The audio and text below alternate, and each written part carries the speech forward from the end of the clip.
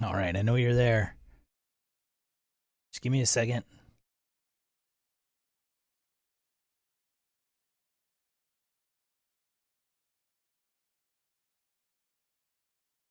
Voila. Voila.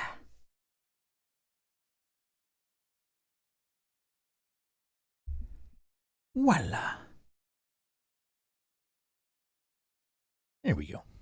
What is going on, gamers? What's going on, gamers? Good morning, afternoon, evening, whatever time of day you find this.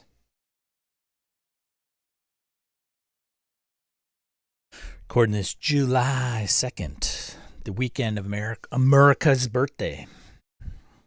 Imagine people will be traveling, maybe, letting off fireworks. Don't blow up your hands. Don't blow your hands off.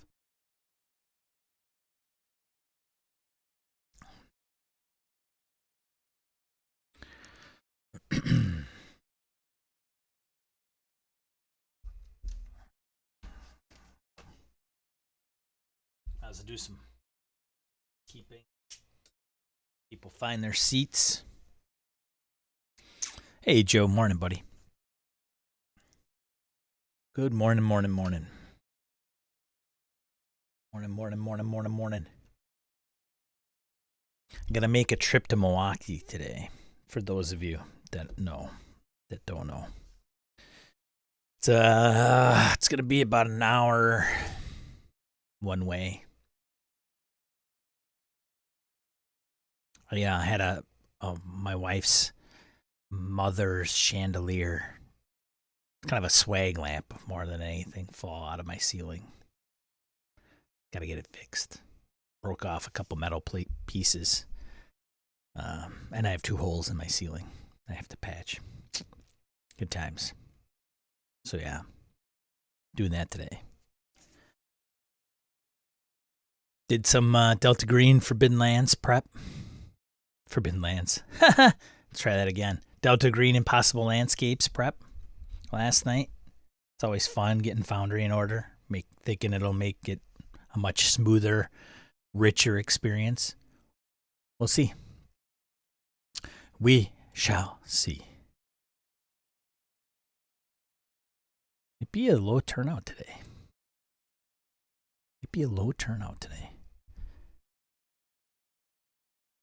Still got a few things. The news that I had found is pretty light for the week, for sure.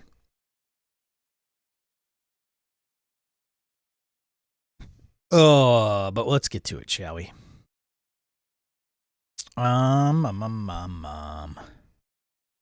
There's Remy. Hey, Remy.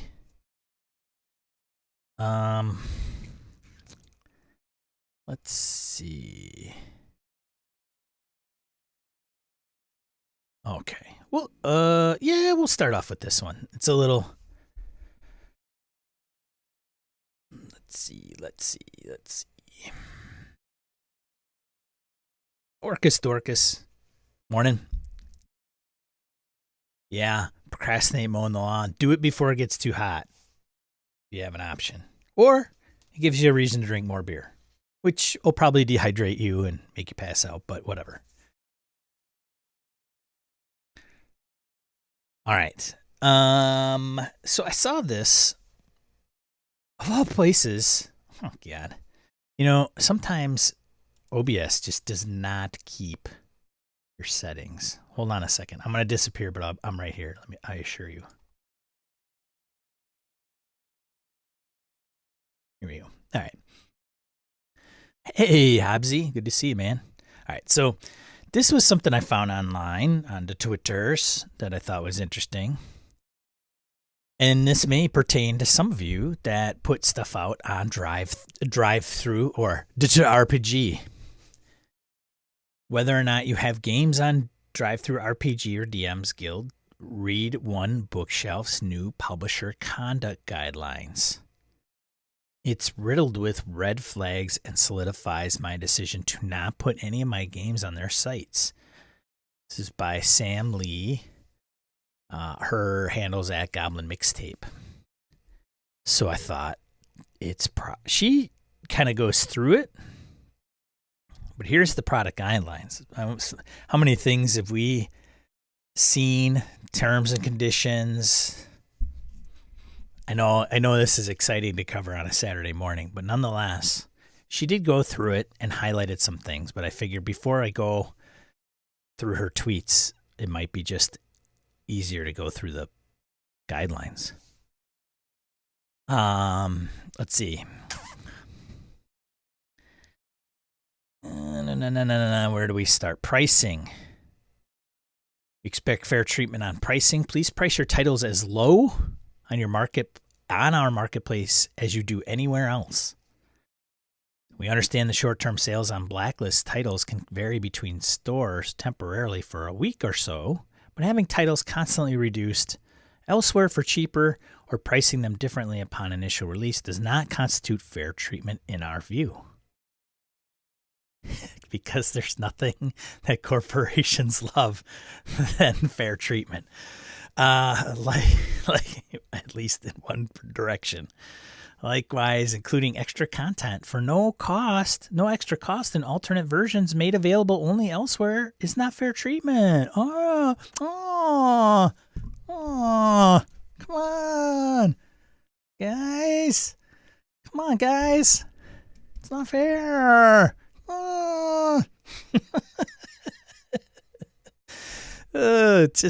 I feel like reading this in some whiny teenager voice.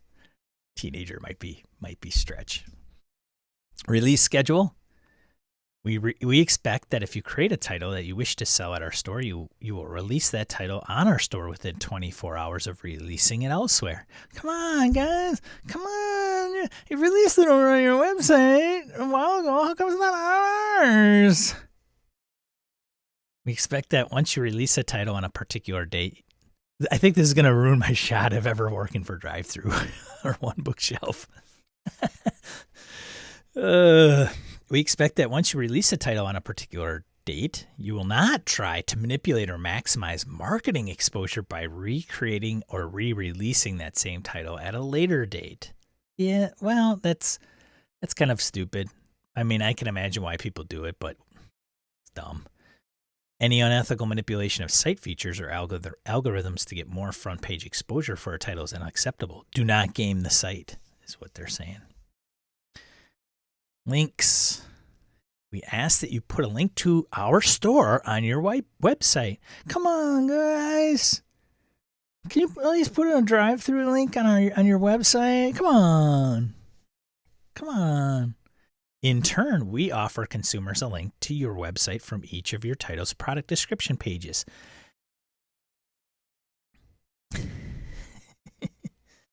I guess you could always remove their website, right? Drive-through.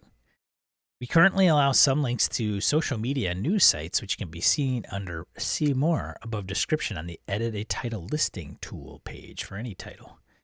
Aside from the links described above, we do not allow external links on title product description pages. An exception to this rule is that titles listed only within the publisher resources category may contain external links to a license or licensing guidelines or to external reviews in their descriptions.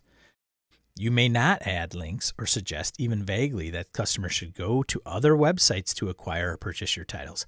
Yeah, it's a little uncouth. A lot of this, I think, is just some of it's just like plain business ethics. Like, it's not illegal. They're not telling you you can't. A lot of should, ask. But it's kind of uncouth, right? Hey, I think I'll get my stuff on Drive-Thru, but I'm going to direct them over to this other site to buy my stuff there. Yeah, come on. Trade dress. We expect publishers to respect one another's trade dress, designs, and motifs. It's not acceptable copy and look feel of other publishers' titles. Hey, Larry. Front page flooding. Please do not flood the front page of our site with new releases on the same day. Not only does flooding the front page in this way use your new release marketing cloud up at once, but your research indicates that publishers typically see more sales from regular releases over time than from a large group of them launched all at once. We will attempt to backdate any more than 2 titles released the same day. If you would like to release several titles at once, please notify us.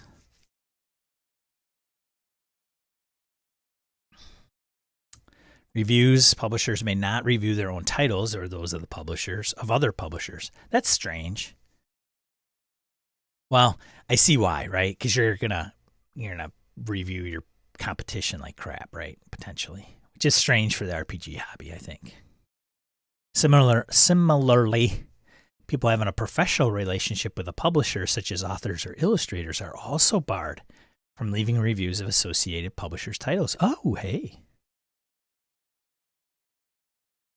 Sending complimentary copies of your title to an alternate customer email that you haven't created so that you can review your own titles is not allowed. I wonder how many of that works on Amazon. Hey, everybody, go on, buy our own product. We will reimburse you, and then please leave a review at your personal email.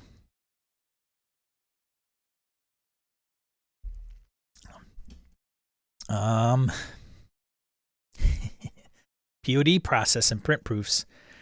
When you upload a new file for print on demand to a title listing, once they are approved, you must order a proof copy of your title at cost to make sure that everything is working as intended. After your POD title is activated, if you make changes to the print files and upload a new version, then the print format of your title is deactivated automatically. Without exception, you must go through the entire pre-media process again, regardless of how minor the changes of your files, and you must then order a new print proof before we can reactivate your title.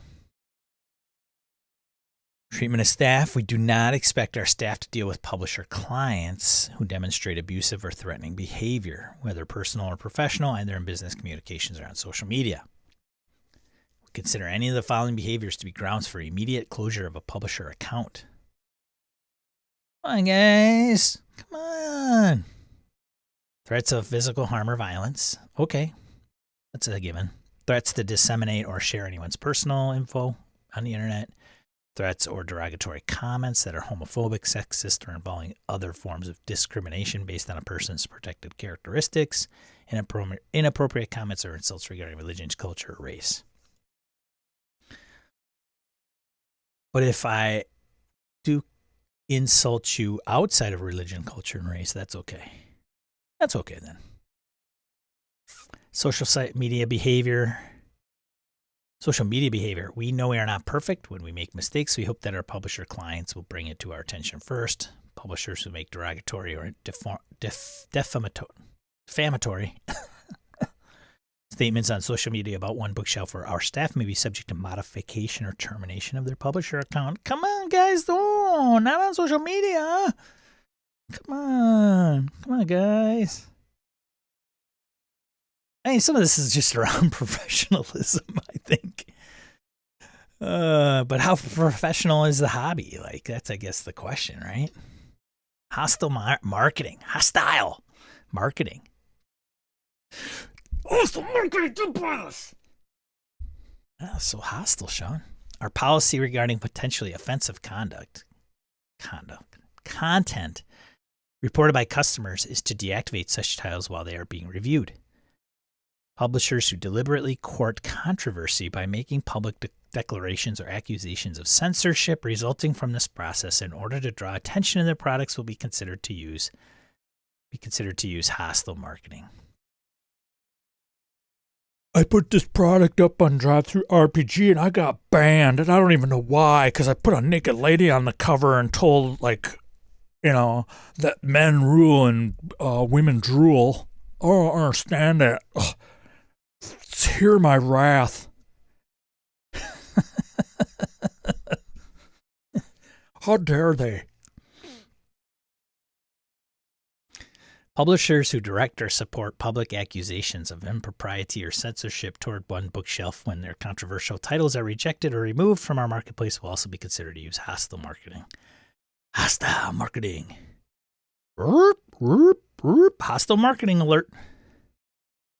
I get it. See, this is from incidents they've run into. They got to put it out there because one knucklehead wreaked havoc, so they needed something official to address it. What's up, William?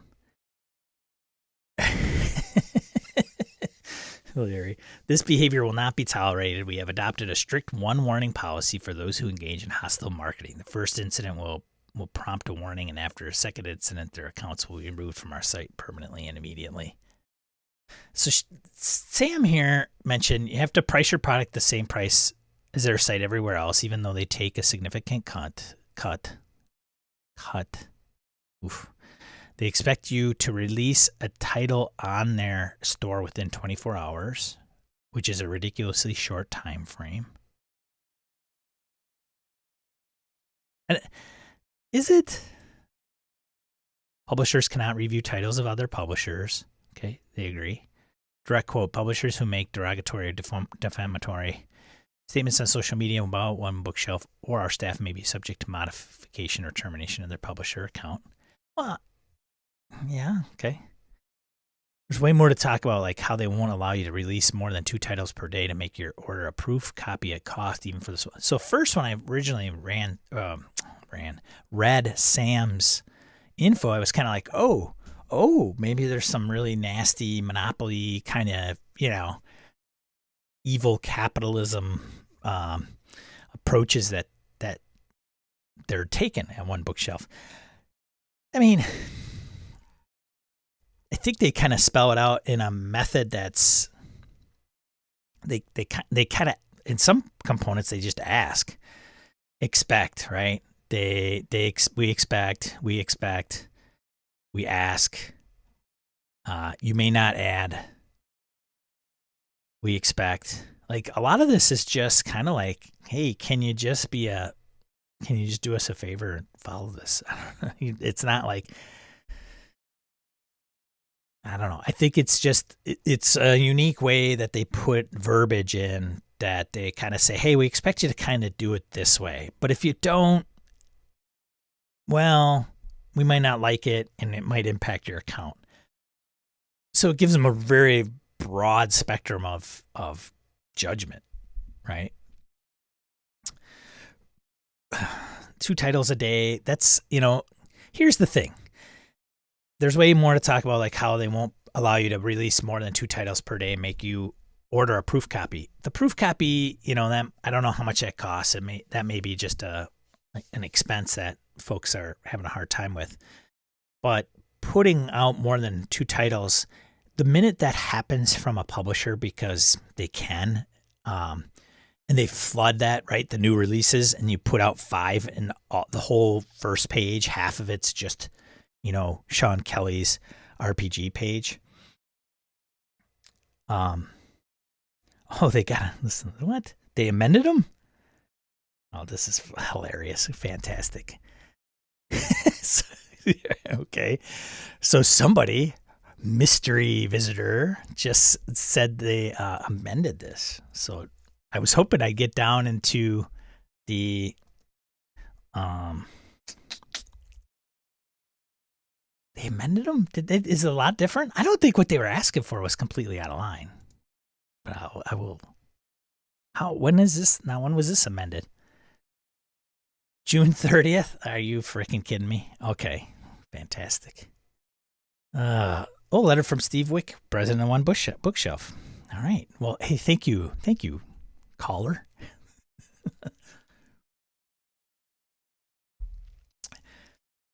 Apparently, okay, what changed? All right, here we go. This week we shared an update. So this probably got some heat, right? One Bookshelf. What are we looking at? 407 likes, 146 retweets. Sam went on for a few here. An addendum put into place, bad actor. Hopefully the intention is to prevent. Discord message, Team Cherry, Exhibit A. Okay, well, that's her thread. So, follow up. Want to do due diligence here. Want to make sure everybody's getting fair shake, right? Hey, yo. So, a number of people have asserted that these guidelines are entirely new, but that is not true. These conduct guidelines have been in place since shortly after Drive-Thru launched in 2004. They've been amended a couple times in the past, but they've been around since a little before the formation of One Bookshelf in 2006. Current document is simply an update to the prior version, and I'll outline what exactly changed this week as I go As I go, I'll offer a bit of explanation where it's warranted, and then at the end. See, I think that's cool. And you know what? Some companies don't have to do this stuff, but hey, Lucas. Yo, thanks. I'm glad you like GM Mastermind. You're a group of GMs showing the others the ins and outs of a system, from the pros, and maybe having Sean run through the basics. Okay, good to know. It's the Venger rules for sure, Hobbsy. The Grim Avenger pundit rules. Right. Orca says it's very open-ended in parts, as these things usually are, which allows them to interpret them as needed in case-by-case situations. Absolutely. It's standard corporation, right or wrong. Yeah, I totally agree. And those that are flying off the handle, I think, just have to... And the funny thing is the people that are flying off the handle are probably the ones that are going to be okay following the rules. Like, they just do it as a standard. And frankly, if anybody bucked those, they would be the first ones to cry outrage because somebody's putting 5 titles on drive-thru, and they shouldn't be able to because they're drowning out mine that just launched 2 days ago. All right. The goal here is to save publishers time and money. New material. Beyond the change outlined above, the only new additions to the conduct guidelines for these final 3 sections: treatment of staff, social media behavior, and hostile marketing. Our goal is adding these. Okay, treatment of staff. This section should be pretty self-explanatory. If you're being abusive, yeah, nobody should be able to put up with that crap. You know, it's funny. It's like, well, you're on social media and you're a company, so you should be able to just put up with bullshit. And it's like, well, really? I don't think anybody has to. Whatever. Social media behavior. This one deserves a bit of explanation since it's the one new section that has inspired the most questions and assumptions. We're not interested in policing the social media of every publisher. People tend to think of drive-thru as some faceless monolithic corporation, but we are a relatively small company with under 40 employees. Our publisher relations team number 7, and we're busy enough already. We couldn't police everyone's social media even if we wanted to, right? Here's the main thing, though. We have had publishers make libelous statements about our site, services, and staff before, and some of our employees have been doxxed, which is crap.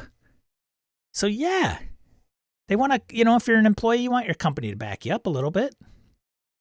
So if you're making legitimate complaints about our site or tools or service, then we aren't going to come looking for you. We'll take it in stride and try to do better, although we'd rather hear it from you directly so we can do better and try to help you. But if you are maliciously using your platform or social media capital to excoriate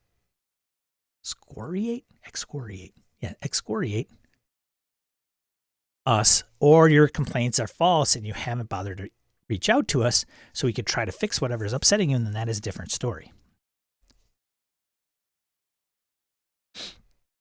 Hostile marketing. This one was added as a response to a small number of malfactors we have dealt with in recent years. What? Who have consciously and maliciously manipulated our policy. What? No. Let me call out the section of product guidelines, which have also existed as long as One Bookshelf. Neither your work description or any promotional material, including blog posts or press releases, may contain racist, homophobic, discriminatory, or other repugnant views, overt political agendas or views, depictions or descriptions of criminal violence against children, rape, or other acts of criminal perversion, or other obscene material without the express written permission of One Bookshelf. Illegal and infringing content is not allowed. It's the content creator's responsibility to ensure that their content does not violate laws or copyright, trademark, privacy, or other rights. But what about First Amendment? What about my right to be able to publish something and put it out on the web? How come I don't understand. Hey, man, it's One Bookshelf's website. They can put anything on there they want. You can write it, you can publish it, and you could put it on your own website if you want to put out that vitriol, right? Hey, Christian. Excoriate like a dragon marked air. Oh, excuse me. All right, I promise we'll move on to better and bigger things. But I thought this, was interesting. So they come out here and say, look, calm down. Let's just get this on there. And, it's funny. They don't even tag drive-thru on here. No tagging. Come on now. Call them out. Call out their handle if it's a problem. Maybe they can respond in kind. instead of having to like wait till it goes viral and people are up in arms, and I don't know. This Sam, I wonder, there's Sam. I wonder if, like, where's Sam's stuff? Links. TTRPGs. On a itch. Like, all right, okay, let's just, I just want to see, just an experiment here. I just want to see. Yeah, that title's not on there. So Sam, what is your, I'm trying to give you some, well, okay. There's Sam's website if you want to buy some of her products. And it's Blinking Birch Games. So let's see if we can find, I'm going to go, just going out on a limb here. So my question is, yeah, no matches found. Maybe, I don't know if there's going to be a game with birch in it or not. Not really. I can't tell. Birchwood. Okay, but nothing. I don't see any Sam stuff on here. So my guess is that Sam was maybe considering putting her product on drive-through and then read through some of the details, posted. But she obviously has her stuff on itch. And I gotta believe that some of these probably didn't get released in the last week. So she probably had these out there for a little while and was probably trying to get a little bit of exposure. The thing is, itch, okay, great, but I don't know what it looks like itch compared to drive-through. I would imagine drive-through is the big behemoth, but itch is also very much indie story games based, right? This is our solo games. Not that you can't find them on drive-through, but you just find a predominant collective of games that are on itch. Then you can find them on drive-through. I just don't know if they're as prominent. Anyways, other concerns. Let's see. OBS's or One Bookshelf stuff. Sometimes the publisher deliberately push this boundary, knowing full well that their title will be reported and deactivated for review. The behavior in itself is malicious, but it is compounded when the publisher also builds this launch report deactivation pattern into their marketing plans, since stirring up controversy brings them attention and thus they presume more sales. No PR is bad PR, right? Links, few exceptions, front page flooding, pricing. Our directive regarding similar pricing across sites does not include the common practice of community copies, where for every N copies purchased, the publisher makes a copy available for free download to someone in need, who therefore does not have to purchase it at full price. We understand that community copies provide value and solidarity within the TTRPG community and support publishers who wish to let everyone play. So we also plan to implement tools to allow community copies more easily on our new site.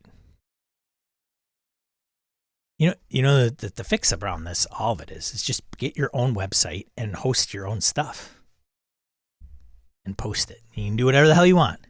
If you're free to play in somebody else's playground, that's kind of the deal, right?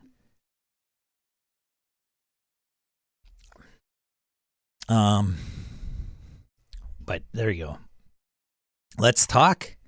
We're not unapproachable. If you feel like TTRPG is a giant company who won't listen to you, then we would like the opportunity to show you that is not the case. They didn't even have the opportunity. Look, I'm all about the little person.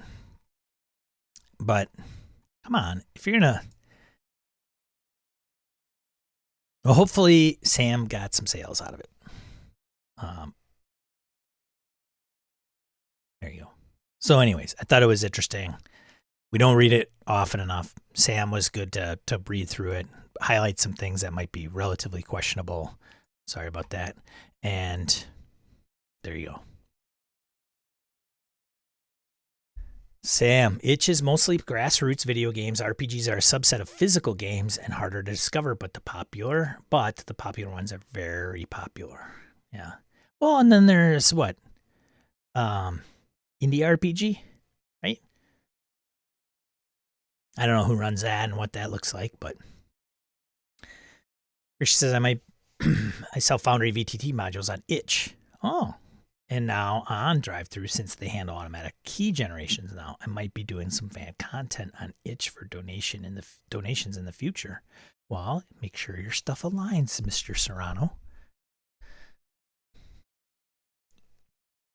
I don't know. I don't know. What are you going to do? Okay, let's continue on. All right. And I want to congratulate Spencer Stark on if you haven't heard the news, Spencer did Alice is Missing, successful 6-figure Kickstarter. I've run it a couple times. It's a really great game if you're liking story-based games that uses text messaging. And it's got a bit of a tilt in mechanics and cards that do prompts and move the story along. It's a unique experience in that space. If you don't like that stuff, it's not the game for you. Hey, it's okay. You don't have to play it. It's all right. Nobody is going to come into your house and make you play Alice is Missing. I promise. I will not do it.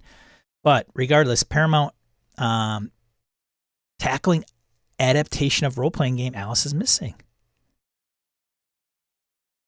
Yeah, Paramount, man. This isn't like, I don't know, throw in some weird Sean Kelly Productions.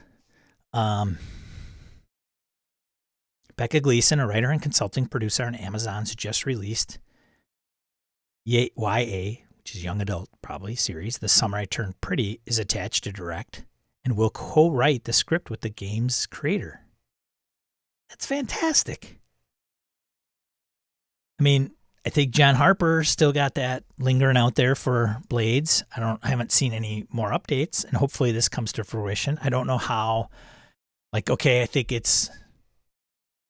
there's a bite on this. I don't know that side of the world. So I don't know if it's like, hey, somebody expresses interest, it makes the press, but it has to go through all these other things. And then there's chances that it just dies on the vine because some executive says no, even after they shoot a pilot and stuff like that. So I'm sure there's all kinds of red tape. I certainly hope that Spencer does well in it. There's probably some good market there for young adults. Talks about the game a little bit. Oh, so here it is. Ivan Van Norman and Christopher De La Rosa will co-produce the film. John Fisher is overseeing for Temple Hill, while Clarence Hammond shepherds for Paramount. Gleason, who got her start on the production staff of cult comedy Community, made her directorial debut with Summer of 2003, a romantic drama that starred Joey King, in which she also wrote. She directed the freeform TV pilot What Was I Doing While You Were Breeding, which was just picked up to series. Spencer, I don't know if you guys also know this, Spencer did Kids on Brooms and Icarus, so he's also worked for Critical Role, the game designer part of it, which is Darrington Press. So there you go. Now you'll see it in the credits, based on the RPG Alice is Missing by Spencer Stark. See you later, Larry. And with that, I lost Larry. All right. Moving on. GURPS. Where's my 4E GURPS people? Huh? GURPS 4E Essentials Bundle, 4th edition of the generic universal role-playing system. It was in my bookshelf for a while. It has been purged. But this bundle, if you want something, GURPS, it's asking for a minimum of 44, but you can get it for 20. It's a lot of GURPS books, 4th edition. GURPS has been around for a while. GURPS 4th edition. I wonder when they release this. I don't know. Doesn't sound like they're doing a 5th anytime soon. I haven't heard anything. Who's playing GURPS? Let's play some GURPS. Who has played GURPS? Huh? Who's run GURPS? Remy? Yeah? They get great splat books, right? Right? DM's Guild and Drive-Thru RPG Boss steps in to calm games publishers over conduct rules. So this is what we just went over. So Geek Native put it out there. People freaked out, it says. Rather, some publishers did, and even amongst the drama, there were valid questions. Yay. So that's what we just addressed. There you go. It's funny, you get like 100 people on Twitter, and it's like a tweet storm of mass. And it really isn't. We gotta address this. It's chaos and murder out there. There's 100 people talking about us. Harrigan ran GURPS. It's my primary game for about 10 years. Oh my god. Well, this isn't any good. This isn't any good. This is one I wanted. What's going on here? Vampire the Masquerade Nexus Digital. Is it just going to take me to login? Oh, it is. Darn it. Darn it, darn it. I will try to get to the homepage. This is the login. Look at this. This is the login screen. I can't go anywhere. You gotta imagine this is for the mobile version, but I can't get to the homepage and there's no menu. Damn it. All right. I think they got World of Darkness Vampire is out. We're done. Yeah, here it is. The official digital tool set for the Vampire the Masquerade role-playing game. Welcome to Vampire the Masquerade Nexus, the first World of Darkness tabletop role-playing game supported on Demiplane. Or is it Demiplane. Create an account. Dive into early access digital reader and game compendium. Browse the library.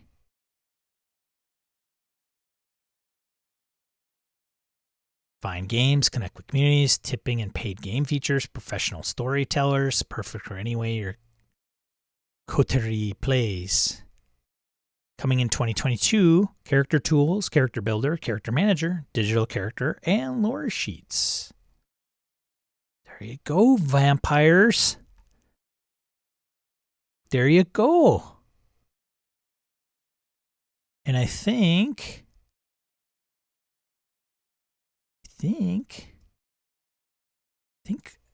that is not it. I thought, oh, I don't know. Maybe we'll get to that. Pathfinder Society Year 4 rule updates. So anybody still playing Pathfinder Society? With long time. Greetings, Pathfinders. I was a big Pathfinder Society guy for the original Pathfinder First Edition. Changes coming to the Pathfinder Society program. Achievement points and GM credits are still not being awarded correctly. Tech is aware of the problem. They're fixing it. At the end of May, we also announced that we would be awarding every player a starting player grant of 80 achievement points. We use points to unlock an uncommon ancestry, other fun uncommon options, or just as a cushion for a couple of resurrections should your low-level character meet with an untimely critical hit. Ooh. So they have achievement points that you can use, obviously. I'm not in the know. But apparently you can use them for res. Okay, great. Great, huh? Phil McClory.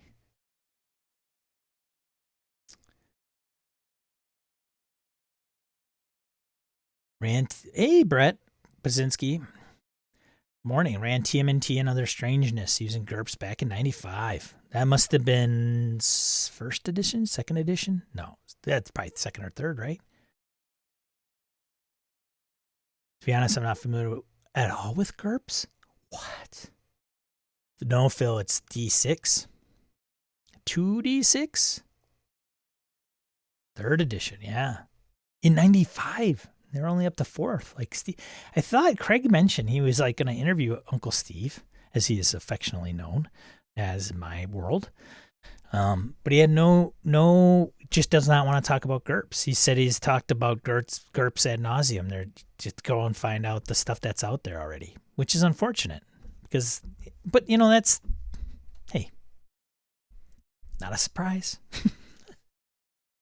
Ancestry boon changes. With the start of year 4 comes new adventures. We're pleased to announce some updates at the price of Ancestry boons based on the Society adventures. So they talk about achievement points here for Ancestry boons. Pretty brief though. That's it. I don't know. Hit my radar. Let's get into ICV2. Host in-store paint night with D&D Nolzur's Marvelous Miniatures. Paint kit enlarged Duergar. One of the things that was, I don't know if it was successful for the store, but they ended up getting a pretty decent crowd, was a paint night. We had Misty Mountain did paint nights, and the guys would show up every week. Wednesday, I think, was paint nights, and they'd sit around the table and paint. Bell curves, baby. Yeah, 3d6, that's right. So it looks like that's what they're trying to do here. So all-in-one kit comes with an enlarged Duergar miniature. Based on the classic D&D monster, kit contains everything retailers need to host in a painting event with patrons, including access to an expert step-by-step tutorial by Den of Imagination. It also comes with 12 Vallejo paint colors, 2 brushes, water pot, and a blister pack that doubles as the paint palette. $20.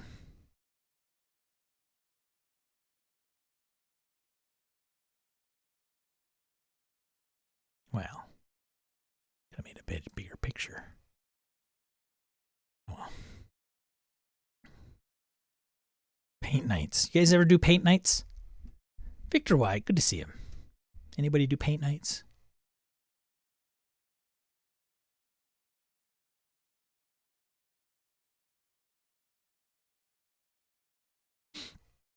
I clicked the wrong linky. The same. Yep. Same. I bookmarked the same. No, I'm clicking. Yep. Just gotta scroll up, man. WizKids unveils 2 new dungeon dressing sets. Simple Traps and Merchant's Row. So if you like terrain, going to release in November. Simple Trap set adds various traps to miniatures dungeon settings such as rolling spheres to spike pits. Come pre-painted and are sculpted with extraordinary definition. The Merchant's Row set comes with everything players would need to create a marketplace miniature setting. The dioramas, man. They were really cool, but I definitely have outgrown them. It's just setting all that up. Woof. Woof. Woof. Woof. Woof. See some gallery stuff here. Look at that. Shelf. Put some stuff on that shelf. Bare shelf. Little bizarre action. Whoa. Piggy. Ooh. So does it close? Ooh. Ooh, there's a trap.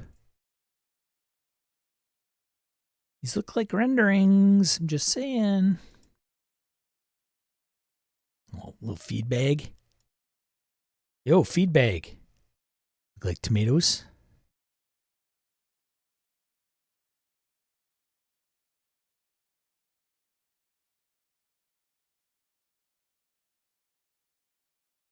Who is big in the Dwarven Forge stuff? Like, this is right up your alley, right? I still wonder though, like, how long can you do this stuff before 3D printing kills it?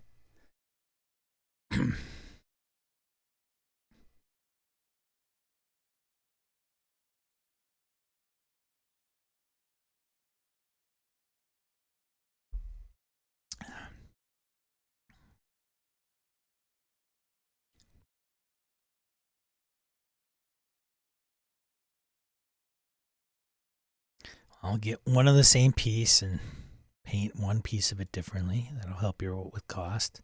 Whoa. Table saw on the floor? What?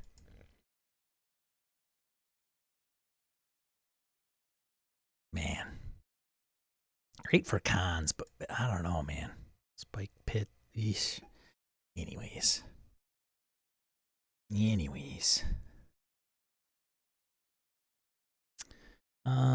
Let's see. WizKids all about the miniatures. Unleashes their first D&D icons of the realm's undead armies miniature set. $50. Gonna get a human skeleton, elf skeleton, tiefling skeleton, lizard folk skeleton, gnome skeleton, tabaxi skeleton, and a skull lord. I think I got them all for $50. Painted, right? Pre-painted.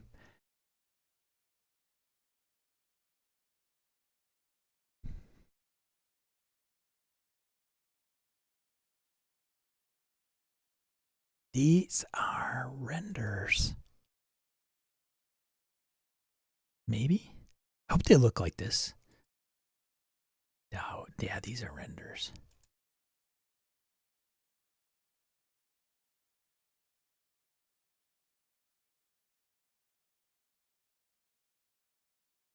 That guy would be fun.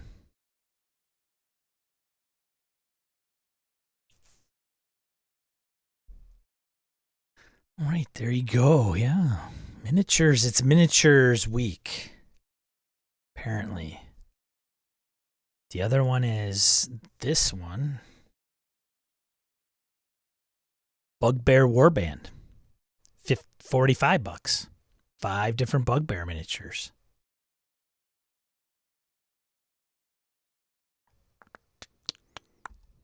Bugbear.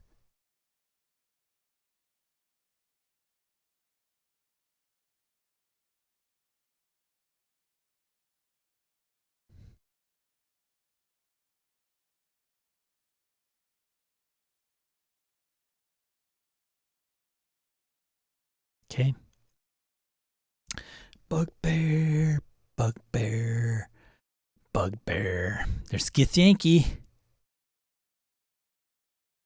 There's more, and that's not all. Githyanki. This is $45 for 7 repainted miniatures. Now, some of these details, that's where the cost comes in, I think. Like trying to get those to come up. Those little red beads, that would be tough, I think.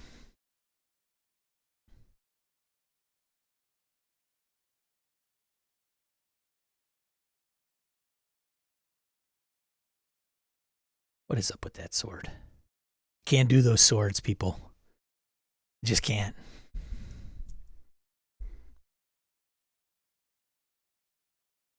I don't know where they came from. Yeah, Bugbear, Joe. Come on, man. Githyanki Scholar. All right. Well, there you go. Any of those people going to pick up any of those? Oh, it doesn't end there. Give me Hobgoblins. There you go. Hobbs Goblins. Hobbs, you got to get this, right? This is pre-painted. Mix of Hobgoblins. Non-blind packaging. 6 of them. Jeez, took me that long to get to 6. Kind of looks like a hobgoblin. Ooh, that is a very astute hobgoblin, if I may say so.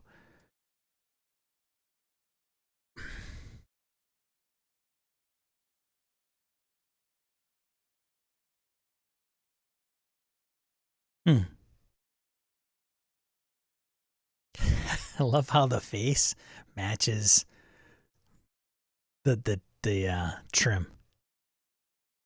It's funny.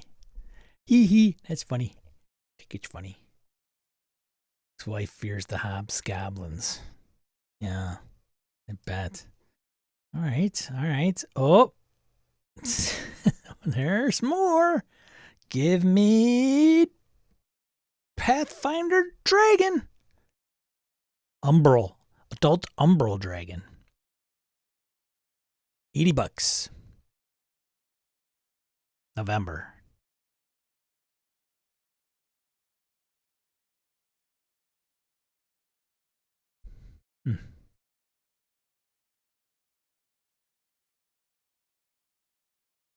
What's up, Robert? Morning.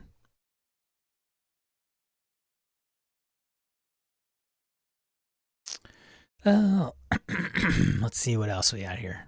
It's not. It's like kind of a boring week here for you people. All right, print news. Everything that's fit to print. Thanks to Ian World as always. We'll give him a little plug. He did all the labor for it, right? Excuse me. Labyrinth Lord, Barbarian, Demigod, Dragonborn, Quick Start Race, and Glass Guide. Sinian Grimoire for Labyrinth Lord and Castles and Crusades. Ghost, the Incorporeal Undead. Mike Ritter, Ogres, and Vampires. There you go. Labyrinth Lord. Where's my Labyrinth Lord? Labyrinth Lord, we don't... Nobody talks about Labyrinth Lord on the Discord. What's up with that?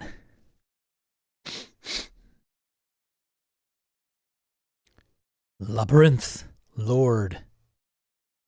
Some stuff in print coming out. Then we got Exalted Funeral, Bloom for Mothership, the Frozen Temple of Glacier's Peak.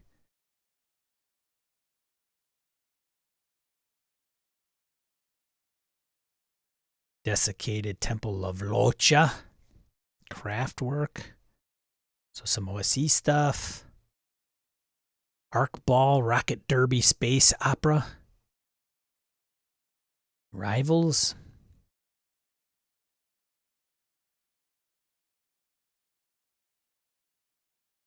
Oh, it's Rock, Paper, Scissors. Warden Naga.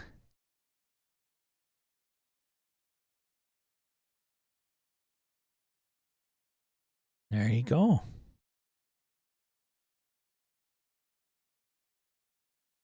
Yeah, some stuff there. Eclipse Phase, 2nd edition, condensed player's guide. And that's it. That's $25. Yeah. There you go. Print all the RPGs that are fit to print.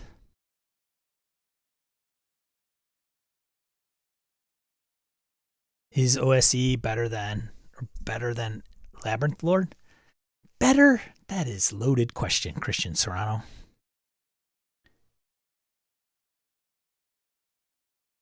But yeah, Labyrinth Lord came out. They did a Kickstarter. They did Advanced Labyrinth Lord. I got in on that. Wonder if I still have it.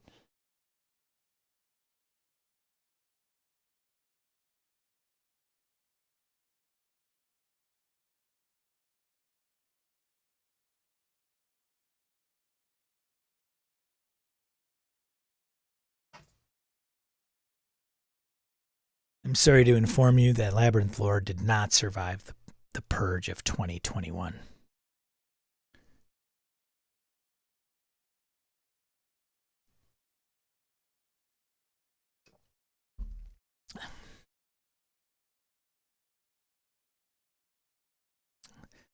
Jason says, love Labyrinth Lord, which reigned the OSR during the G Plus era.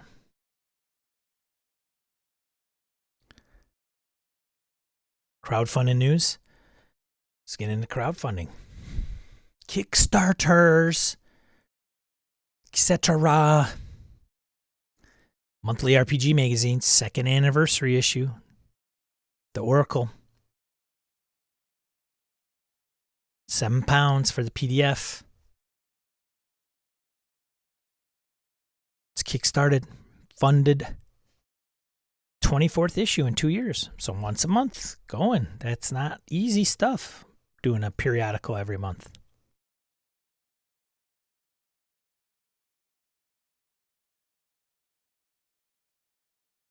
Pathfinder Curse of the Crimson Throne for Pathfinder Savage Worlds.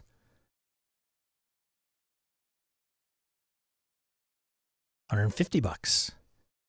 PDF and print versions of the Advanced Player's Guide. The Adventure Boxed Set, cards, tokens, and more. Wow, look at that. $129K, 2,600%. Now, I got to ask, because Pathfinder's big, right? And everybody that's probably Pathfinder's probably got Curse of the Crimson Throne. First of all, I don't know if did they do a port of Crimson Throne or CCT. Did they do that for 2nd edition? Yes, no, maybe?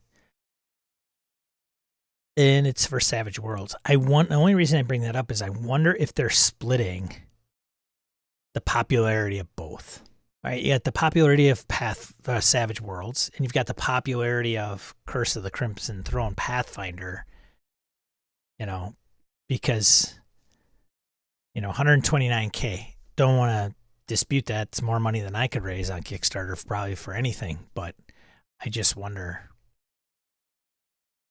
It's a pretty unique segment, I think, probably. 1 week to go. Okay. Hey Mo's writing on trolls. Double-sided A3 poster, no filler, only trolls.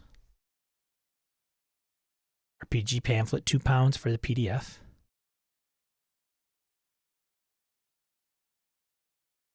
£200 goal. They're funded. Good job. Butter Princess by Brian Sago for Trophy Dark. $19 for the PDF and print version. 303% funded. It's about butter in the Minnesota State Fair. Hey, a 90, not Minnesota, a 90-pound butter sculpture. Wow. In this game, you play as a cake eater, a chump, a mark, a mooch. You get me? See, you're taking up the role of the rubes attending the fair. There, in the midway, you become obsessed with that buttery sculpture. Maybe it's the taste. Maybe it's the artwork. Maybe you just want to keep it from someone else. Maybe you like your biscuits with butter, not gravy. Regardless, you will stop at nothing to possess that spread. Your heart's desire realized. Here's 46 pages of rules, humor, and remixed vintage art to get across the hayseed, oil, and mayhem you'll cause as you stop at nothing to take the butter home. Gotta think Brian's up in Minnesota. The Last Adventure. Who got in on The Last Adventure? Huh? Come on. Talk to me, PBTA fans. This is funny. The Last Adventure is powered by the apocalypse. And it's by the person who created it. Created Apocalypse World. Let's see. $22 plus $5 for shipping and handling. PDF, text, and print versions. The two RPG zines. It's on Indiegogo, not a Kickstarter. It's the third book in the Wizard's Grimoire zine series, a collection of fantasy RPGs designed to be played as standalone games or combined for a larger world. I did not get into it. I don't play a lot of PBTA anymore, really. The last adventure role-playing game. I just said that. The next one, X marks the spot. Piratical resources for your 5e game. Somebody might have posted this on our Discord, right? It's all about pirates. 28 pages, 5e nautical resources that feel like they washed in with the tide. £7 for the PDF of the book.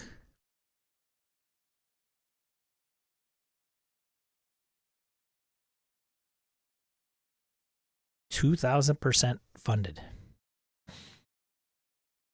The N-World guy's putting that one out. Potions and Herbalists. New potions and ingredients for your games. System neutral. £8 for the PDF and book and cards. It's funded. If you need detailed potions or your fantasy RPG, this 32-page collection may be the answer. Potions described in it aren't just liquid in effect. These are detailed curiosities with details on how they're made, their containers, what they do, and more. 5e, Pathfinder, Dungeon World, even GURPS. Hey.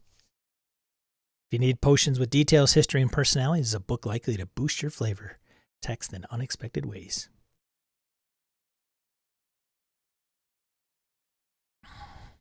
Crimson Terrain. Printable terrain and maps. System neutral, $75 for the complete collection of maps, assets, and an adventure. 40 battle maps, thousands of terrain pieces and atmosphere to create better encounters. Offered as printer-friendly and VTT versions. Ocean, cave, fae, village, straight-up dungeons, and elemental options. The terrain pieces, you can customize the maps, adding items into the room. There you go.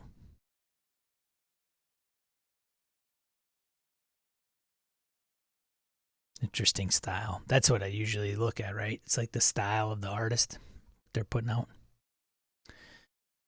Is that it? That may be it, man. That may be it. No, 1, 2, 3. Got about 3 more. Nodes system. Guys, look at this. I think this has to do with something. Derp. You've baited your story hooks. You've got your dungeon map. Now what do you put in all those rooms? Creating an adventure's worth of interesting features at once can be challenging. You may encounter writer's block. In these cases, it can be helpful to have a checklist to make sure you have varied adventure elements, something for the puzzle solver, something for the story lover, something for the combat fan, and so on. In Dungeon Delver's Guide, we introduce a new tool for adventure design, the Nodes system. So the Dungeon Delver's Guide, I think this is for N-World's Advanced Fantasy, if I'm not mistaken. The reason it caught my eye was this, this Nodes system. I want to know more about it. Tell me more. Crazy website. You can create a dungeon delve with a classic structure by using the nodes elements in the order they appear in the mnemonic. Start with your mind-blowing novelty in room 1. Show the characters an obstacle. Let them look around and find a discovery that lets them bypass the obstacle. Escalate the action and finish up with a set piece. This will give you a complete dungeon that takes about 1 session to play through. So if you are wanting to get something together, I hear my wife walking around because I'm going to have to. I'm going to Milwaukee this morning.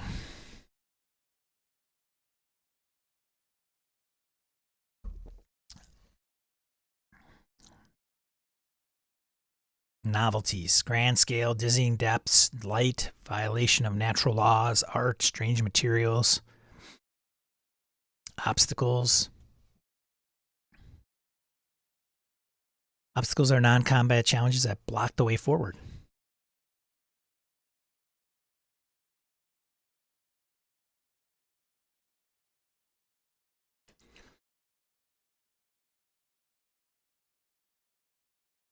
Discoveries. Problems and solutions often go hand in hand. A discovery is something that makes traversing the dungeon easier or is a reward for its own sake, like treasure.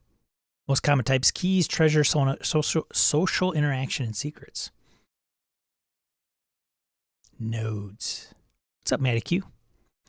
Escalation. Escalation demonstrates and heightens the danger of the dungeon.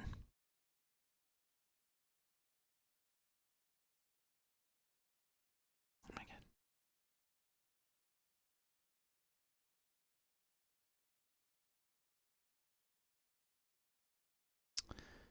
Example, escalation table. All's well, suspicious aroused. This is not a drill, red alert, all out war, and then set pieces. When an escalation scene offers a glimpse of danger, a set piece is a battle, chase, or other action scene with a real chance of failure. Climactic scene in a dungeon or dungeon level. Nodes.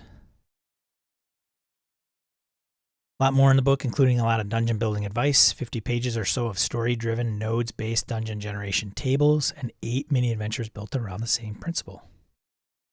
Thanks for coming along with us on this look through this book. Yep, cool. Level up, advanced. Yeah, level up. But they should.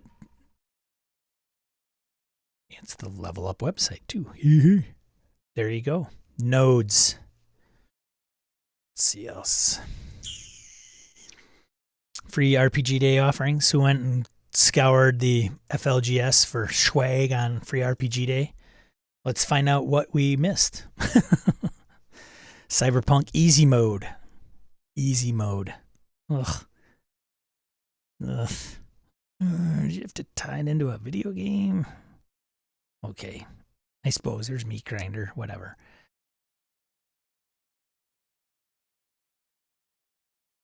Level 1, Free RPG, the Indie RPG Anthology. The anthology of unique RPGs provided full rules for 4 short games. Equally as important, this RPG allows you to experience new concepts, mechanics, creators like Gabriel Rabinowitz, Steffi Devon, Monica Valentinelli, Jim Dagg, and many more. Darrington Press, Critical Roles contributed. One-page RPG of familiars on a mission. Root. Made by Magpie. Homeworld Revelations by Modifius. 2D20.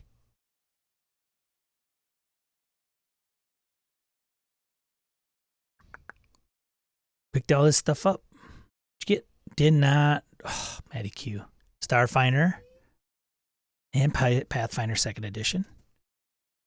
3rd level adventure.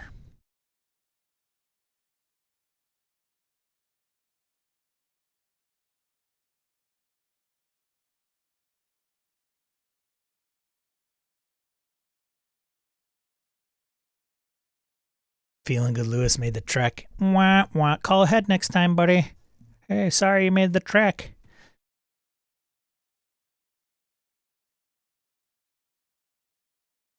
Oh, Remy's got no FLGS. Hey, Noble Knight will be your FLGS, Remy. Look at these guys. Power Rangers, Renegade Games, Hunter, The Reckoning. Renegade's got World of Darkness? I don't understand that whole licensing thing with those guys. G.I. Joe or Guy Joe? Or is it Good Joe? I don't know. Transformers?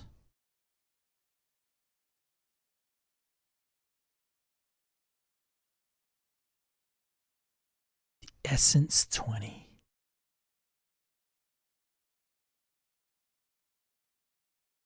Of course, well, yeah. Travel all the way there for free RPG stuff. You might as well throw cash at them while you're disgruntled. They didn't have anything. Loke battle maps for 5th edition. Curse of the Dread Marsh Crew. Cool. Iron Kingdoms. Privateer Press for 5th edition. Dungeon Crawl Classics, Danger in the Air, as well as the 3 Wizard Conundrum, which is a 3rd level adventure module for 5th edition.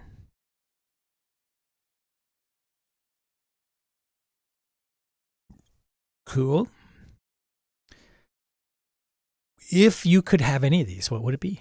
What would you want? Because sometimes you can actually grab these at Noble Knight. They do have the RPG, free RPG stuff there, and they usually charge for, you know, a couple bucks. It's not usually anything exorbitant, but it's not free.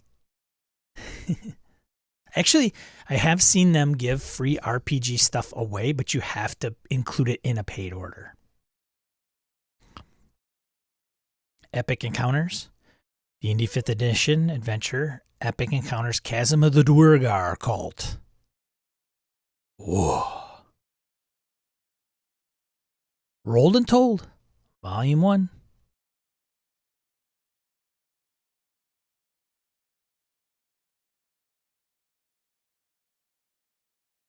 Curated from issue 0 to 6 of the series. If you need some magazine-style RPG content this Saturday, check out Rolled and Told.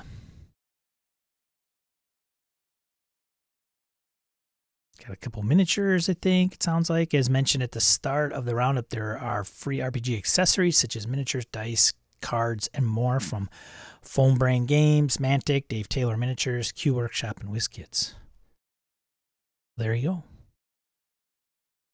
I don't know. They're in all these. Homeworld, maybe? I don't know. But other than that,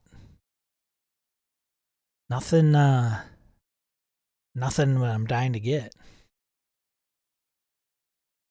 I'm just dying to get this.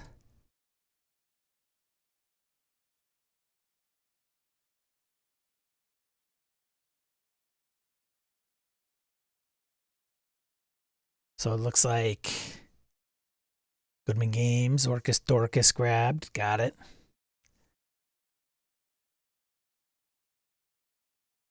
Easy mode.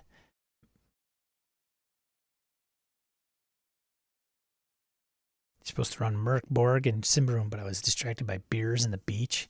Matty Q, that seems very 20 years old of you. You should not be prioritizing beers and beach. Beers, beach, barf. Battlestar Galactica. I picked up D&D 5th Acquisitions Inc. Oh, it was discounted, and there's some interesting tables and ideas in there. The ones that I've picked up in the past were always like the Night's Black Agents combo. That'd be a combo with, I think it had an intro Delta Green for Gumshoe. I think I might have kept those. And then the M screen for Goodman Games was a hot one year for me. What else? Cthulhu Confidential solo, maybe for Pelgrin at one time, and I think that was with 13th Age, maybe, because they do them split. So they do like half of it in the front and half of it on the back, and you got to flip it around. But other than that, I'm trying to think what else was a kind of come up with those guys. Pelgrin obviously didn't partake, which is, I don't know. Last one, UK Games Expo, June, and Origins attendance figures. UK Games Expo, if you guessed 23,000, then you would be correct. Well done. Bravo.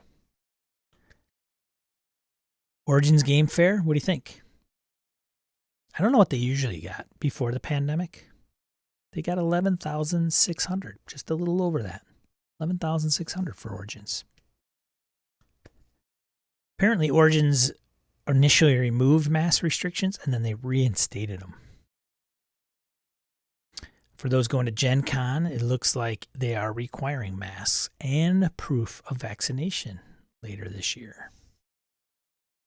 Oh, here we go. Last year, UK Games Expo reported 10,000. Holy cow. So in 1 year, they doubled. Crazy. Then WoW Origins was 10,400. 2019, before the pandemic, UK Games Expo was 25,700 attendees. So they're almost back there in 2022. Good for them. Then WoW Origins in 2019 was 20,600. Wow. So Origins has taken a freaking beating. By contrast, Gen Con 2018 had over 60,000 unique attendees. Well, yeah. Big whoop, yeah, sure. I love how they throw in Gen Con's 2018 numbers, but they only reported 2019 for Origins and Game Expo.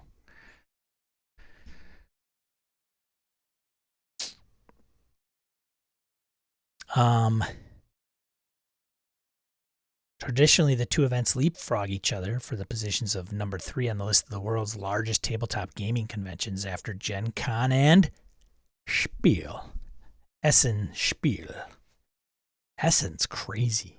Can't believe I did not get there when I was over there, but it's probably significantly smaller.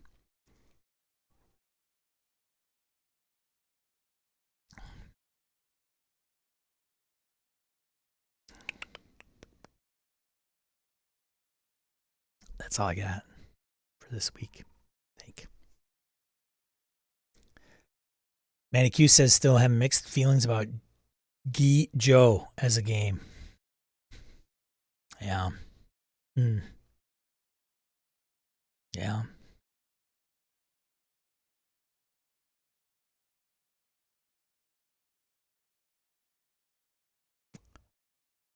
Lucas. I grabbed the DCC Funnel Adventure. In the past, I really enjoyed the Weeby Goblins from Paizo, 13th Age Adventures, and wanted to grab easy mode for Cyberpunk Red, but no luck this year. I think I'm gonna purge my stuff, man. I wish I could take the camera off and we'll just go over to my shelf and go, yep, this is gonna go, this is gonna go. What do you think? Should I take this? Be close. I have to get an extension cord. Anyways. Cyberpunk Red's gonna be on that list, I think.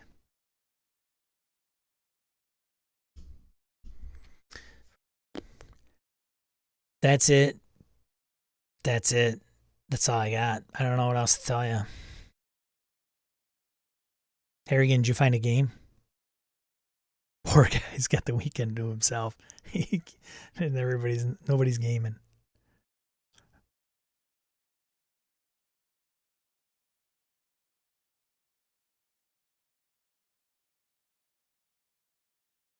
Off to do yard work. I tried, Orcus Dorcas. I tried. I tried to keep you here all day so you wouldn't have to do yard work, but do it when it's not hot. Well, you got an angle. Yeah, Harrigan, can't keep you down, buddy. I only see one side.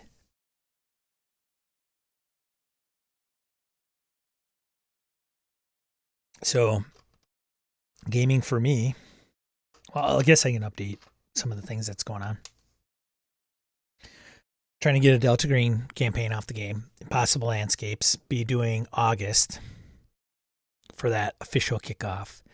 July, leading up to it, will be a couple Delta Green games because a couple of the players for Impossible Landscapes can't game in July. So, I'm going to do a couple shotgun scenarios probably for July, which I have to prepare. I've been reading through them. I don't know. Gotta find the right one.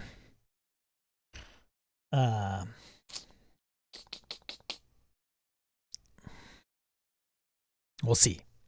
And then started prepping Foundry to run Impossible Landscapes, which is probably taking me away from prepping for Shotgun. And then and then Forbidden Lands, I'm still playing. So we meet this Thursday to play. Harrigan's running that game. I'm with Phil, trying to get to the Bitter Reach. That's it for gaming. GM Mastermind, July 11th, is dropping Horror and Suspense with Bridget Jeffries and Caleb Stokes. So if you're not familiar with Caleb, he did Red Markets, the role-playing game, which is a beef of a book. Like if you find that in an FLGS, it's a big book. It's about the decline of capitalism and zombies or something like that. And he's done a lot of work for Delta Green. So I had Caleb on there. And Bridget has done her own thing for Symphony Entertainment. That's her venture that deals around is around horror games. And she could not meet to play Delta Green in July. She's very awesome. I like both of them. Bridget Jeffries also has worked for and been on Miskatonic University podcast, and then she's done some community work for Yasium.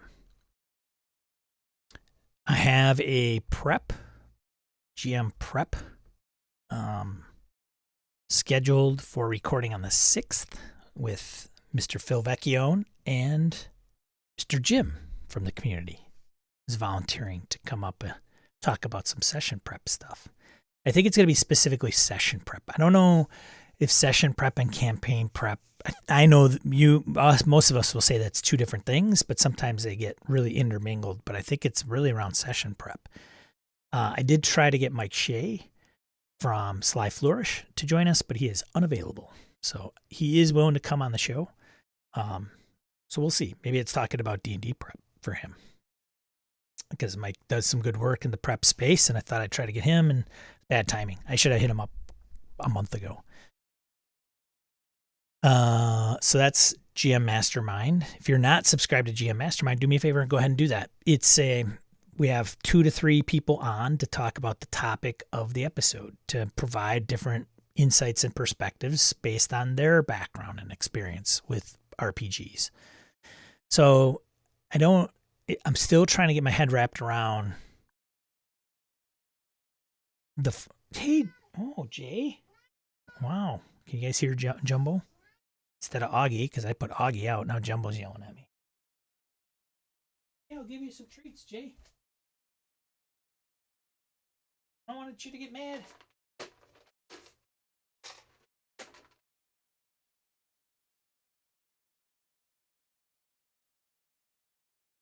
Yeah, go ahead.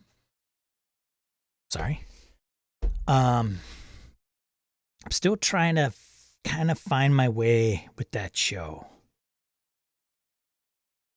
It may just, instead of being a GM advice show, it may just be 2 people that come on and talk about the topic. And if there is I want to get advice in there somehow, but we'll see. Still trying to get feet on the ground. We got like 3 episodes out, so 2 to 3 miscellaneous people. I don't think they're miscellaneous. So it's good meeting different individuals, right, in the RPG space. Always. Like you guys, you yahoos. Thanks for everybody. Most of you showed up to Gaming and BS, the finale. Thank you. It's good to see you all in the chat, and even the post wrap-up show. And for those that you couldn't make it, totally understand. The episode's out there now. So I'm going to sunset the forums.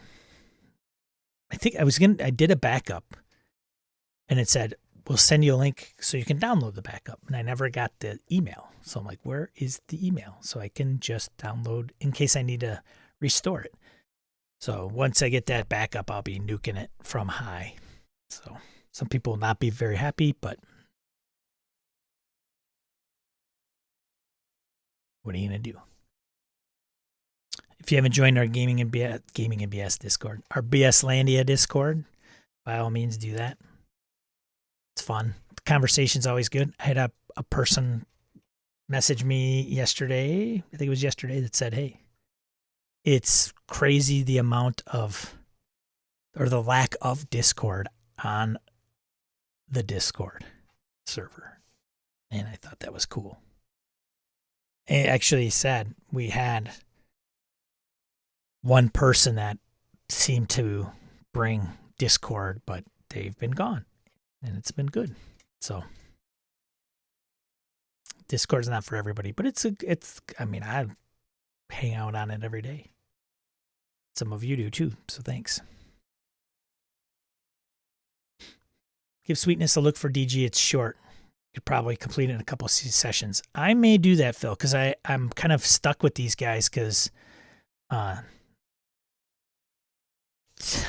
got 2 people that can make 2 days in July. I've got 1 person that can make one of those 2 days in July, and then I have 2 people. You obviously, Phil. Phil's in there too. Phil and Craig, who can't start until August. So it's kind of this. And I have George Sedgwick coming in to play the couple sessions in July. So maybe I did read a little bit of Sweetness. Maybe I'll do that and run Sweetness. My luck, Lou would be like, I played and run Sweetness. So run into a conundrum there. Lucas says, just finished Merc Borg. Group loved it. Next will be Shadow of the Demon Lord. Maybe back to Delta Green. I'm getting excited over Death in Space and Cyborg. Fighting a bit of a burnout. Yeah, careful. Pace yourself. Lucas, thanks. I appreciate it. Good. Cool. No? Cool. Maybe I'll run Sweetness.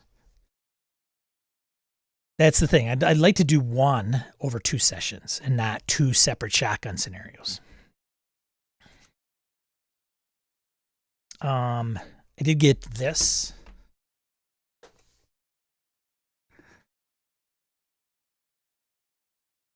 This is from the Free League summer sale. Well, no shit, it's from Free League, dude. It's from the summer sale. Man, I think I might just go on there and buy all the Foundry modules. I don't know. Because I don't have them. And they're cheap. They're like half off. So a Foundry module that goes for like $25 is like $9.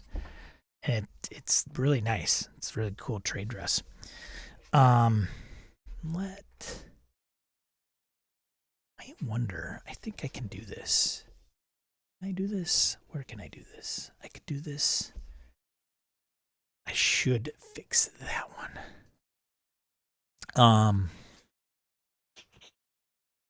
Didn't set it up, but I should. Should set this up. Do an unboxing kind of thing. Personal agenda cards. So this is for Destroyer of Worlds for Alien. If you're not familiar with it, there's two styles of play for Alien, the RPG. There is the campaign play and there is the cinema mode, right? This is a cinematic scenario. So it's like one scenario. It's kind of a thinner box, but a box nonetheless. I picked it up. So it's got, I have not run this game, so I'm not sure like where everything gets, yeah. You go boy, Harrigan. Story cards and personal agenda. It's one of the ones I want to run, Alien, for sure. I got to run a lot more Free League stuff. I got so much. I haven't even run Tales from the Loop, and it was probably my first Year Zero engine game, and I haven't even played it yet. TPK mode, baby. Comes with all of the things. So with this, I got the Foundry module and the PDF. Comes with 4 pre-gens, I think.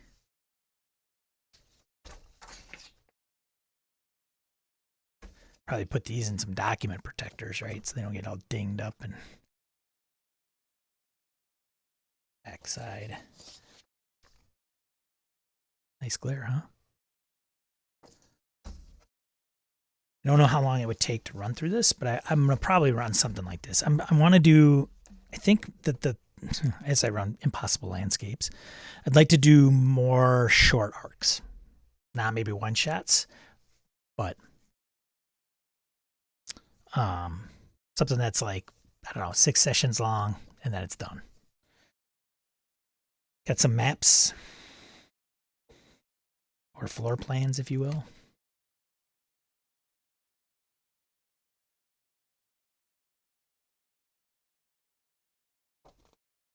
Yeah. Eye of Oblivion, Ariakis District South, oil refinery, San Roca medical facility. So these on a computer would be kind of cool, right?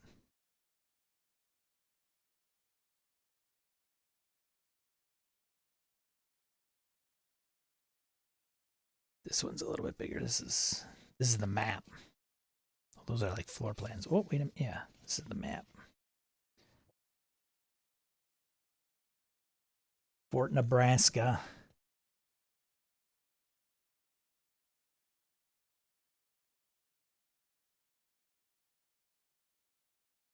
Ammunition depot and weapons testing facility on one side. And the other side is Ariakis District map. United America's colony. And then inset is Fort Nebraska. And then, hey Jay, you still, I know. What's up, buddy? You can't be on the air. And then the book, the adventure book, which is 88 pages.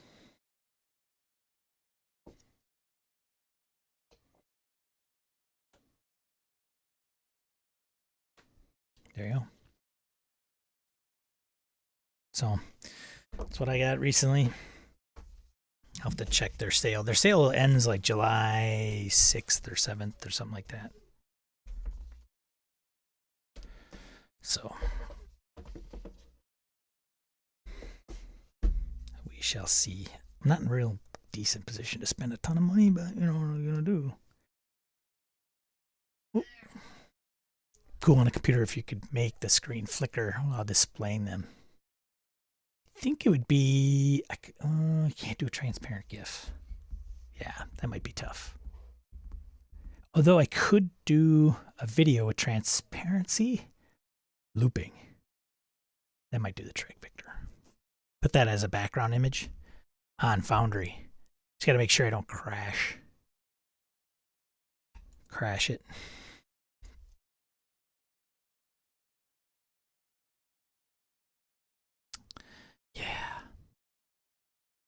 Yeah.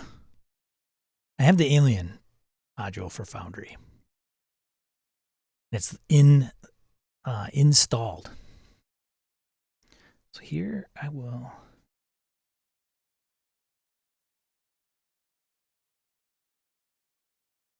My setup for Delta Green. So far, so good. And I have GM screen, which some people, I don't know. I'm just going to show off GM screen here. Not to give any spoilers away, but I could actually put 3 of these. My monitor's big enough where I could probably put 3, maybe 4 player characters across. What's up, Craig? Put at least 3 characters across here. So on my MacBook Air with the smaller screen, these are like this. These 2 tabs take up a lot, and they are responsive. So the 3rd column, I think, gets ducked under maybe or shrinks. But so when I talk to the group, I'll have this up, and then I'll just, if Agent Ross is trying to do something, I'll just say, "What are you trying to do?" This will help me understand what all the skills are, and then it'll also, because I always forget whatever game I'm playing, I'll have to have a character sheet in front of me because I want to know all the skills. But with Ross or whoever here, I can not only just see all the skills, but I'll know what their score is. And if I know their score, I can ask for a roll or not. So in Delta Green, it's a percentile-based roll under system. Doubles will get you a crit failure, crit success. But sometimes if your skill's high enough as a handler or a game master in Delta Green, you don't need them to roll. So instead of asking them like, okay, why don't you give me, what's your heavy machinery? Oh, it's a 10. You could have them roll. If it was a 60, I could just go, this is what you know, and just tell them. Not a huge revelation or anything, but I think it's keeps things going and it doesn't break. You just keep going on with the dialogue and the immersion piece of it. Otherwise, I do have a couple more tabs, right? But I think with my monitor size, if I had a wider monitor, I could even probably put more. But this will do the trick. PC2, PC3, this tab I could probably nuke. So I get it all together, and I just lost my mouse. That's fantastic. Oh, here we go. And then I also have a tab for handouts. I think I'm going to do this. If I can just do that. Yeah.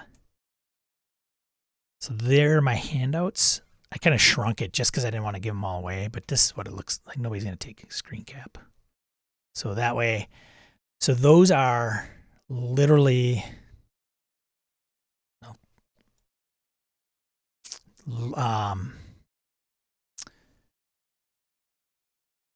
you could take characters, you could take journal entries, and you could just drop them onto a grid here, the GM screen. So you can create a tab. So here's PC3, right? Here is a 2 columns by 1 row tab. And you can change the amount of cells on this page. So you can have 5 columns by 5 rows if you want. And then each one, let's see if I can even change it on the fly. It's not going to let me. Oh yeah, well, if I hit the gear. So let's say I wanted to change it to rows that span 5, we'll have 4 columns. That did not work the way I wanted it to. Let's try it again. So let's see. 3 by 3. There we go.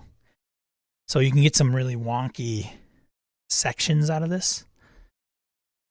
So here's one cell that goes across, and then now I can actually set these all differently. And then for each one, I can just drop information into. Usually note each character's top 5 skills on a sheet and use that to see which types of actions or knowledge they would succeed with without rolling. Yeah. So here's, it does not pop out. So if you're going to use this, it's good to have some real estate, but you can scroll. So if you have like this PC, you can scroll down. And the nice thing is this sheet is in this cell. So I can click on the different tabs, right? If I want to look at their gear, CV, contacts. So the nice thing is like it's all right kind of here. Like I don't have to go to the right menu. So for those that don't know Foundry, this is like, okay, big deal. Well, it is because you don't have to go on the right-hand side up right above my head and go through these menus. So if I wanted to see a character, typically, if I don't have it open, I would go to the actors directory. If I have them in a folder, so in this case, I go to Impossible Landscapes, then I got to scroll down, then I click on Agent Ross and click up here. Now, the nice thing about this, if you have the pop-out module, you can pop this out, right? And then you can tile it on a different monitor if you wanted to. Sure. So there's different ways of organizing your info. With Forbidden Lands, which I've been mentioning to Harrigan, Forbidden Lands, I have the rules in different cells based on the rule type. So I will have a tab called Combat, and then I break up that tab, kind of like this, right? And then depending on how many of those rules, I will make the amount of rows less or more. How do I put this?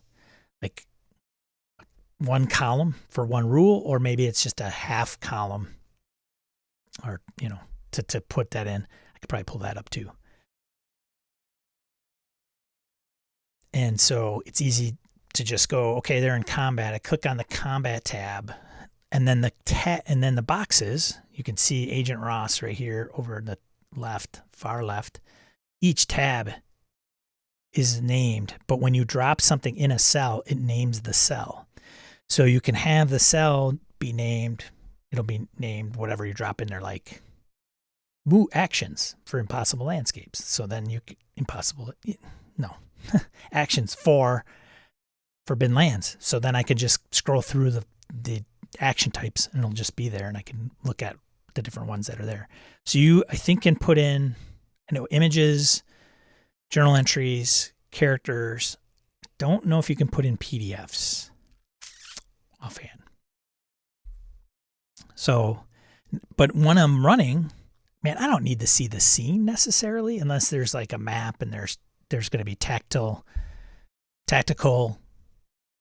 tokens and positioning. I'll just show the guys the scene of where they're at, but I'll have this up. It's as high as it goes. It doesn't go any higher. So it requires a little bit of scrolling if your stuff's too big. But then I'll just work out of these tabs. And then say, for example, I want to pull this guy up. Why is he not coming up?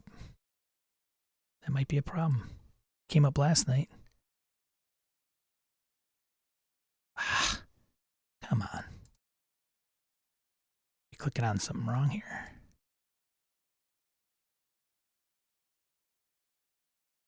Oh, I see what I'm doing wrong. So I pull up the journal entry. I can just go show players from here. And I can close it. And then what I'll do is when I show somebody a handout, I will drop it in to the player folder. So they'll always be there. So I have a handouts folder that all the players will have access to. And I have a folder for handouts that I just have access to. And as they come across them, I'll just take them and pull them down into the player folder and everybody will be able to see them. And they can reference them going forward. And they'll all have access to it. So that's how I'm setting up my Delta Green. So right now I'm putting a lot of handouts into journal entries and then dragging those journal entries into this GM screen. Yeah, I hope so. Cool. Hope you found it useful, Hoos. So behind my head, see if I can move myself. That's not going to move me. I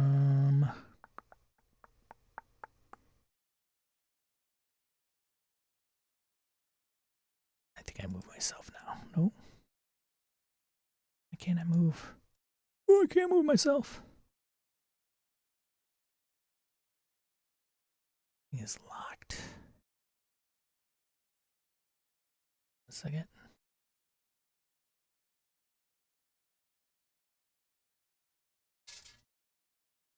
Oh.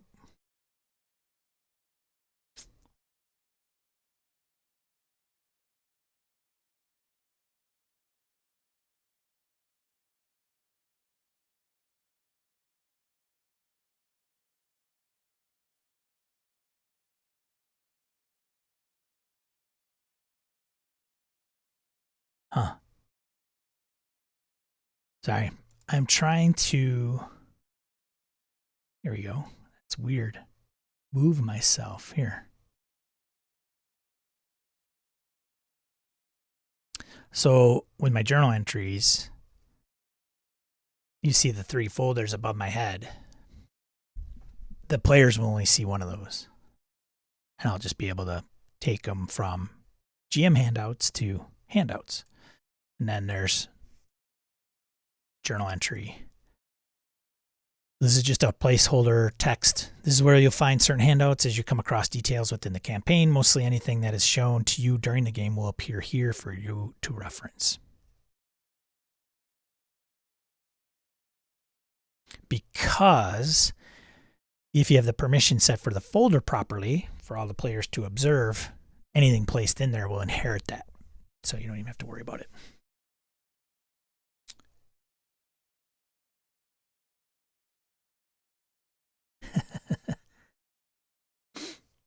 So it's like getting this in place. I could even put in, I have some scenes. The guys who are playing are like, what? No, that's not what I want. And they're just, the scenes are going to be much, much more just for, this is where you are. They're just visual than anything. So this is where they're going to start. Washington Square Park, New York. Things of that nature. So there isn't going to be a ton of scenes given the scenario, but with this, I could put maybe people noise, city noise. I could get an environment audio. Might be a little overkill. We'll see. I don't know. And players can turn it down if they want. It doesn't have to be loud or obnoxious or distracting. So yeah, good fun. But more importantly, you got to run it good. Run it well. So hopefully this will help me balance the info I need. The only drawback is there's no official Delta Green module that I can just drop rules into the tabs on the GM screen. So I'd either have to copy them out of a PDF and put them in a journal and then move them over. Sideways. Going smooth and orderly, for sure. Got the X card. Finally figured out how that worked, guys. It got missed and it got thrown into like a sub menu. That's the problem. So I think that's it for that. Let's see. Should I show off more Foundry stuff?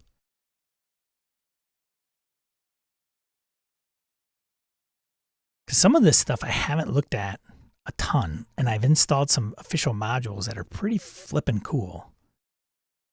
And I haven't got it, like even Alien, right? Let's see.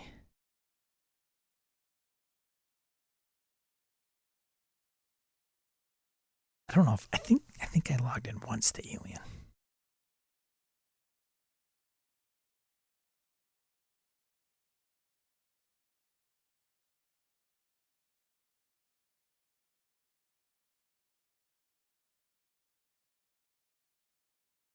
So this is the core module for Alien. I've done absolutely nothing with it. Notice the paused emblem. That's pretty cool. Down below. See if I can strategically place myself here.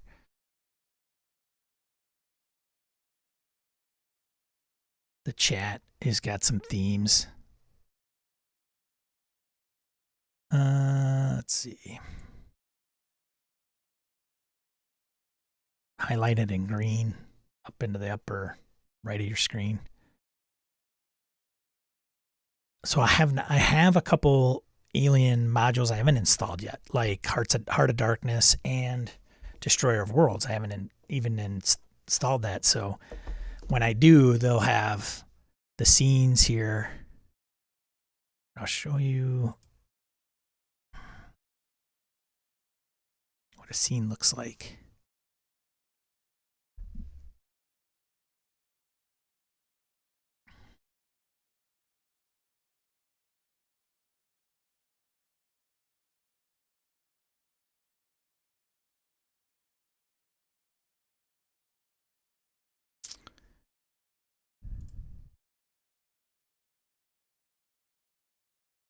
There we go. This will be cool. Stars of the Middle Heavens.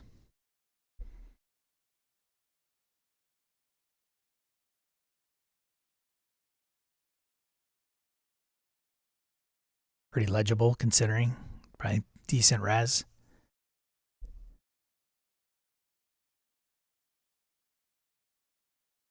Theater of the Mind meeting room.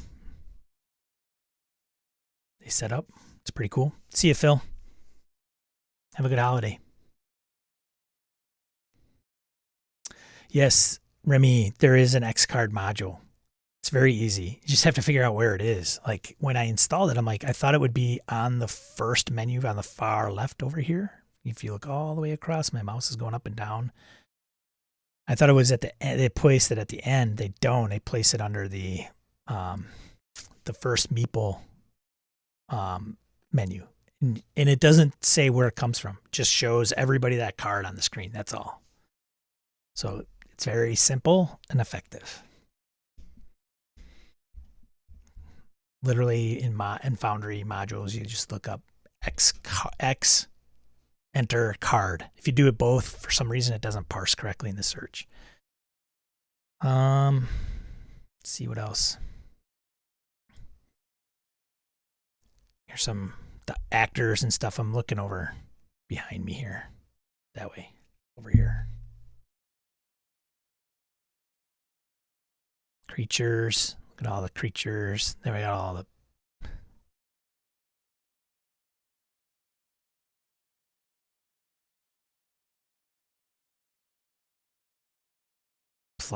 set some dice flying.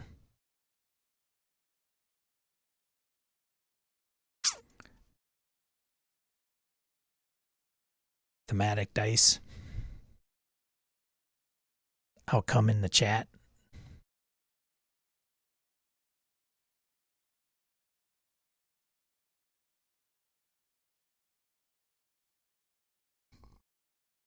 Not a lot to the monster sheets, which is just fine. Let's see, where was I? So those are all Alien RPG creatures. Then the Alien RPG NPCs, territories, hopes, last day, actors, Novgorod NPCs. They didn't put images in there. So that's like a character NPC sheet.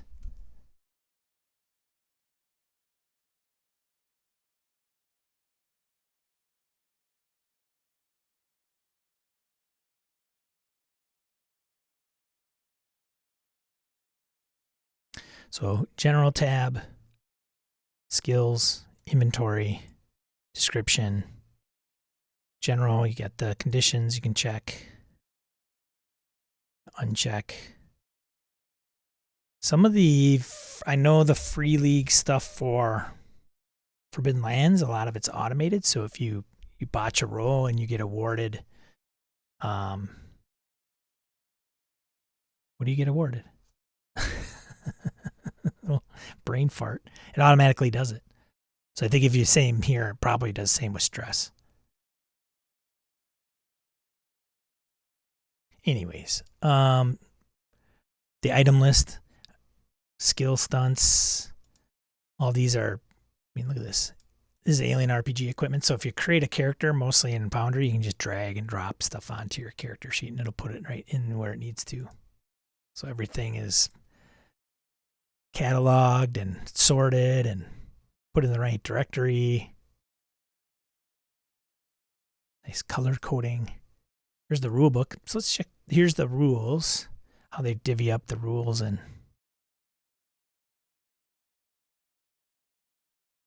it's hyperlinked. Campaign play, alien species. Oops. So how do you, yeah. 2-column layout. It's really slick. See you, Hoos. Oh, feeling good. Lewis is leaving. See you, Lou.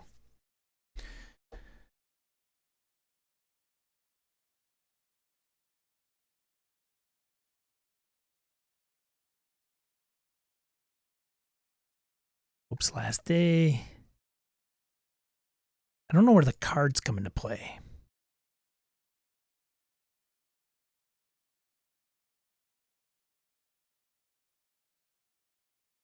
Let's see if they have cards. Creates that card deck. No. It's probably a compendium maybe I have to put into place.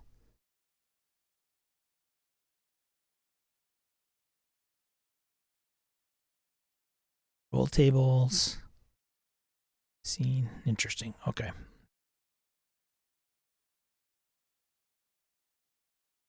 My guess is if I install a module with that, it has cards. I don't know what the core game really does necessarily. That it'll pull the card decks right into this card spot. I don't know.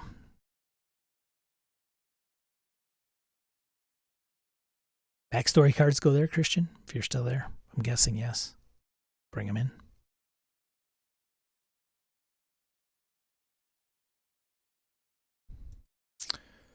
Yeah, a lot of compendium stuff.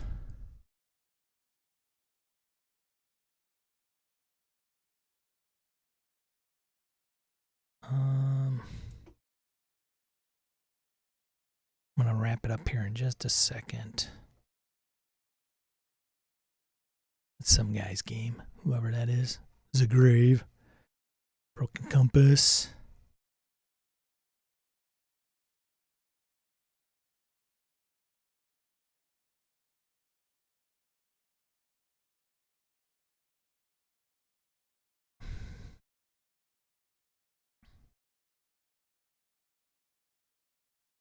So this is Twilight 2001.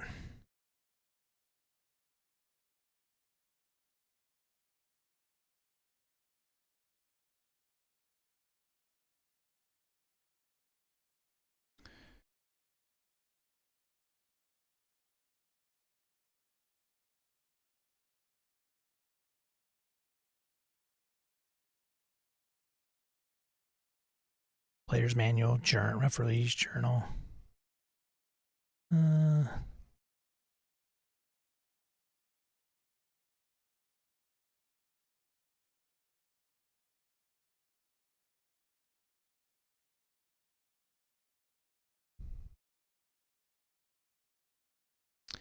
Mostly, believe it or not, battle maps. Right, Jay?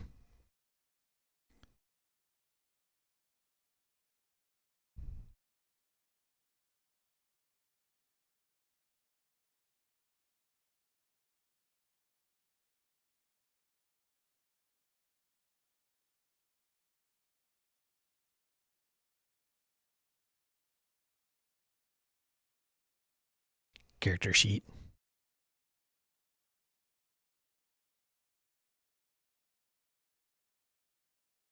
Kind of small. I don't. Oh, I can blow it up, I guess. Here we go.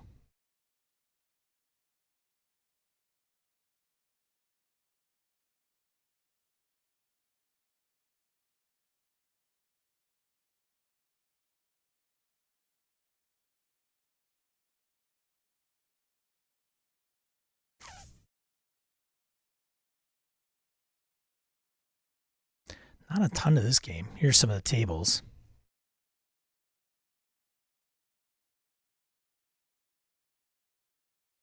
Critical injuries. Head. One roll. You roll the dice. AJ. I know you're talking. Oh, let's see if I can get the dice to roll. Oh, no dice? Where's my dice?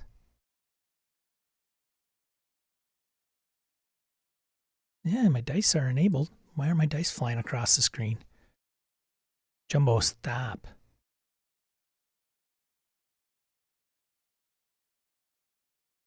There's the dice. Weird. Roll on the table. Well, the table won't roll the dice, I guess.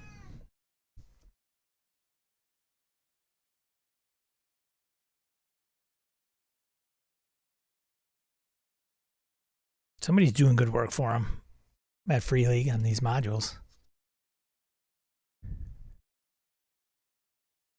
I know Jay, right? I don't know if you guys can hear them. He's loud, isn't he? At least he's not clawing me like Augie. All right. I think that's it for me. You guys get stuff going on like yard work and fireworks. Jay, come on now.